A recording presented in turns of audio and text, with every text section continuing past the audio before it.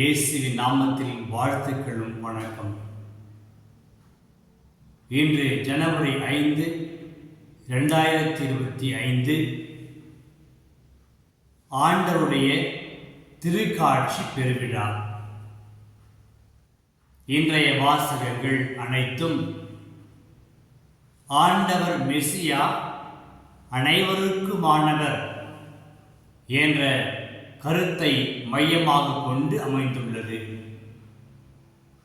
முதல் வாசகத்தில் பார்க்கிறோம், பிற இனத்தார் உன் ஒளிக்காக ஓடி வருவர். இன்றைய நற்செய்தியில் ஏரோது அரசன் காலத்தில் பெத்லஹேமில் அவன் ஆட்சி செய்து கொண்டிருக்கிறான். ஞானிகள் எருசலேமுக்கு வந்து ஏரோதிடம் யூதர்களுக்காக பிறந்திருக்கிற அரசர் எங்கே என்று கேட்டார்கள்.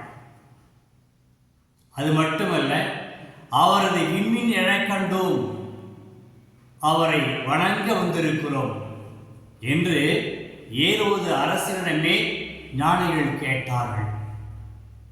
இதை கேட்டவுடன் ஏரோது அரசன் கலங்கி போகிறான். அவன் மட்டுமல்ல, எருசலேம் முழுவதும் கலங்கி போயிற்று என்று இறைவார்த்தை சொல்கிறது. உடனே என்ன செய்தார் ஏரோது அரசன்? தலைமை குருக்களையும் மறைநூல் அறிஞர்களையும் ஒன்று சேர்த்து அந்த மெசியா எங்கு பிறப்பார், எந்த இடத்தில் பிறப்பார் என்று அவர் விசாரிக்கிறார். அவர்கள் சொல்கிறார்கள், இஸ்ராயலை பாதுகாக்கின்ற ஆளப்போகின்ற ஆயர் பெத்லஹேமில் தோன்றுவார் என்று எழுதப்பட்டிருக்கிறது, இறைவாக்கினர் எழுதி வைத்துள்ளார்கள் என்று அரசனுக்கு தெரிவிக்கிறார்கள். எனவே ஞானிகளை கூப்பிட்டு ஏரோது அரசன் யாருக்கும் தெரியாமல் அந்த விண்மீன் எப்பொழுது எழுந்தது, அதன் தோற்றத்தை பற்றி விவரங்களை எல்லாம் சேகரித்துக் கொள்கிறார்.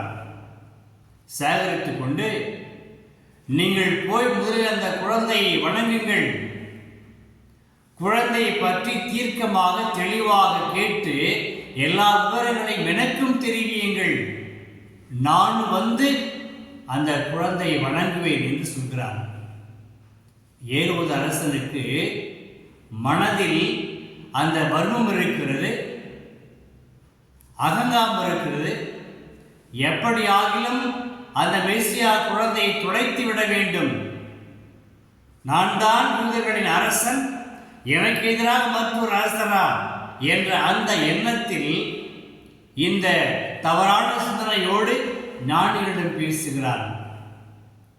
ஞானிகள் அவற்றை கேட்டுக்கொண்டு செல்கிறார்கள். மீண்டும் விண்மீன் தோன்றி அவர்களுக்கு முன் சென்று கொண்டிருந்தது. சற்று கவனிப்போமே. முதலில் தோன்றியது, அவர்களை வழிநடத்தியது, பிறகு சற்று மறைந்து போனது, மீண்டும் விண்மீன் தோன்றி ஞானிகளுக்கு வழிகாட்டி மெசியா பிறந்திருந்த அந்த இடத்திற்கு வந்து சேரும் வரை விண்மீன் அவர்களை வழிநடத்தியது, அவர்களுக்கு முன்னே சென்று கொண்டிருக்கிறது என்று இறைவார்த்தை சொல்கிறது. சென்றடைந்தார்கள். அந்த ஞானிகள் மட்டில்லா பெருமகிழ்ச்சி அடைந்தார்கள். உள்ளே சென்று குழந்தையையும் தாயையும் கண்டார்கள். அந்த பெருமகிழ்ச்சியில் தாங்கள் ஞானிகள் என்பதை கூட மறந்து அந்த நம்பிக்கையோடு குழந்தையை நெடுஞ்சான்களையாக விழுந்து வழங்கினார்கள் என்று இறைவார்த்தை சொல்கிறது. அன்றர்களே, ஒரு சில உண்மைகளை புரிந்து கொள்ள வேண்டும். ஏரோது அரசன் பதவி, அதிகாரம் அனைத்தையும் படைத்தவர். தனக்கு எதிராக யாரும் வந்துவிடக் கூடாது என்று எண்ணி அந்த மெசியா குழந்தையை பற்றிய விவரங்களை எல்லாம் சேகரித்தால் தானே அந்த குழந்தை அழித்தொழிக்க முடியும். தனக்கு எதிராக இன்னும் ஒரு அரசு வந்துவிடக் கூடாது என்பதில் ஏரோது அரசன் தெளிவாக இருக்கிறார். இந்த மனநிலையை நாம் வாழுகின்ற உலகத்தில் பார்க்கிறோம்.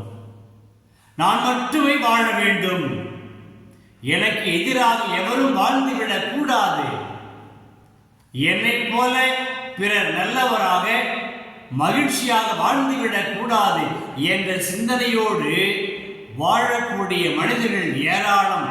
இன்று இந்த நபர்களுக்கு மத்தியில் வாழ்கிற பொழுது நாம் மிக ஞானம் படைத்த மக்களாக வாழ வேண்டும். ஏரோது குலத்தில் கரு படைத்தவன், உள்ளத்திலோ பெரிய விஷம் இருக்கிறது, ஆனால் உதட்டிலோ அன்பு இருப்பது போல, பாசம் இருப்பது போல, ஆர்வம் இருப்பது போல காட்டிக் கொள்கிறார். இவ்வாறு நடிக்கின்ற மக்கள் இந்த உலகத்தில் ஏராளமானவர் வாழ்ந்து கொண்டிருக்கிறார்கள். நாம் நடிக்க கூடாது. உள்ளத்தில் இருப்பது மெசியாவை காண வேண்டும் என்ற ஆவல் மட்டுமே இருக்க வேண்டும். கண்டால் மட்டும் போதாது, அந்த மெசியா சொல்கிற படிப்பினைகளை வாழக்கூடிய மன நலம் படைத்த மக்களாக வாழ வேண்டும்.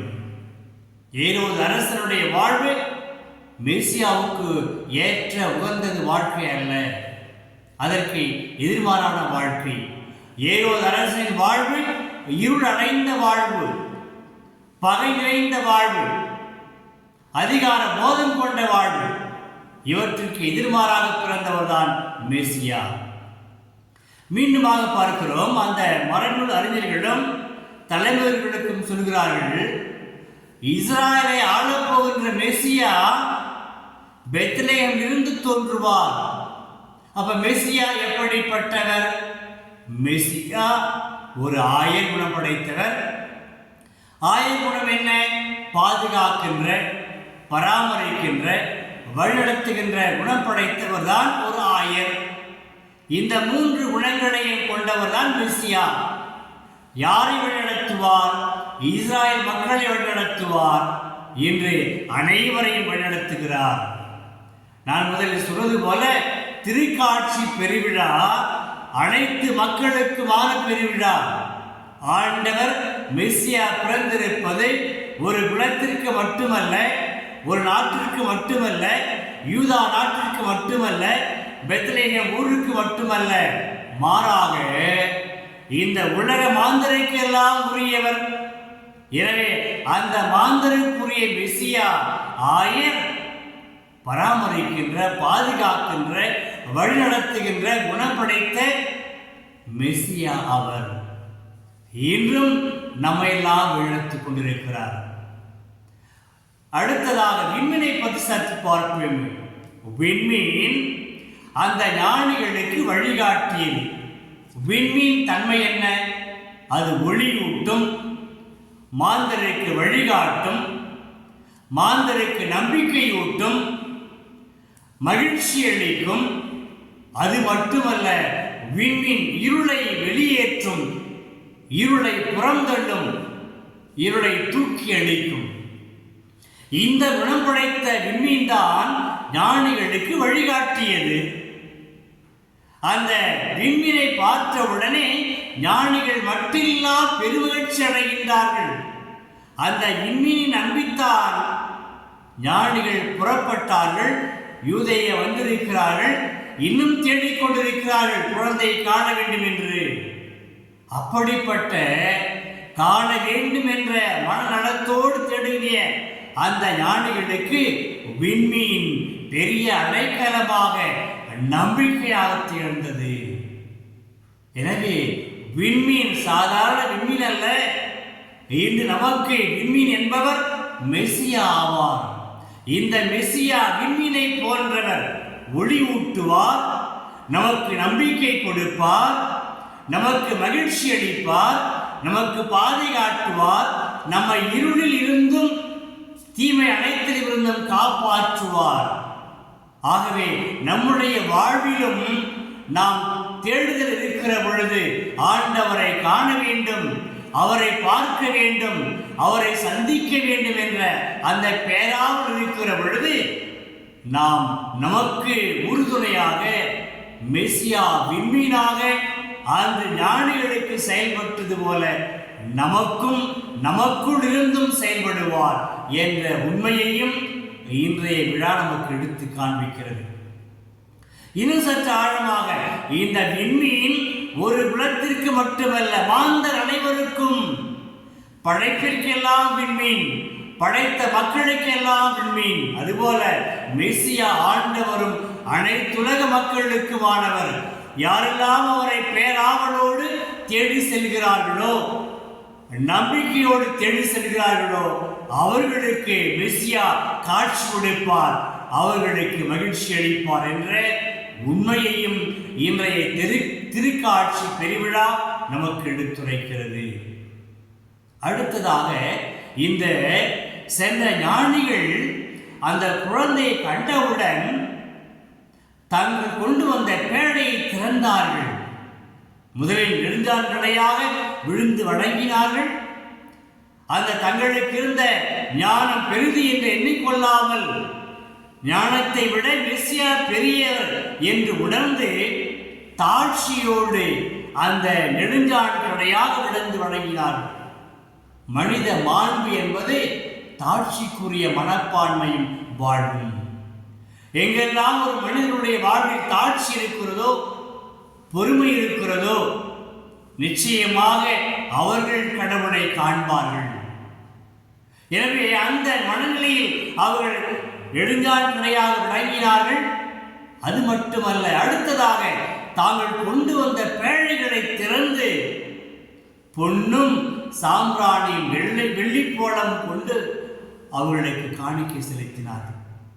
நம்முடைய வாழ்வில் மெசியாவை காண வேண்டும், கண்ட பிறகு நாம் அவரை வணங்க வேண்டும்.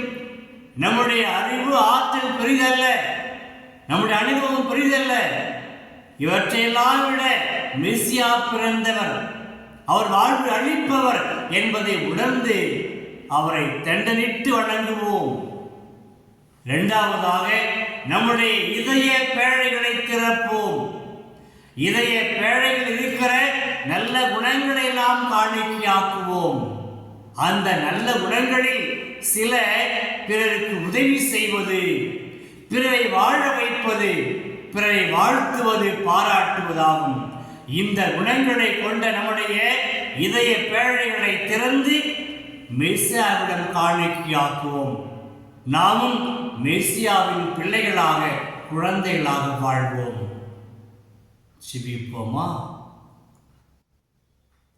ஆண்டவரை உம்மை போற்றுகிறோம், வாழ்த்துகிறோம், ஆராதிக்கிறோம். நீரே எங்கள் மெசியா, எங்களுக்கு காட்சி கொடுக்கிற, உமதை விண்மீன் கொண்டு எங்களை வழிநடத்துகிற, எங்களுக்கு நம்பிக்கை அளிக்கிற, மகிழ்ச்சி அளிக்கிற, நல்வாழ்வு காட்டுகிற, நல்ல பாதை காட்டுகிற நீர் மெசியாவா. தொடர்ந்து எங்களை வழிநடத்தும் ஆண்டவரே, தந்தையே, இவற்றை மகன் இயேசு கிறிஸ்து வழியாக கேட்கிறோம். ஆமேன், ஆமேன். இறைவார்த்தை விதையாக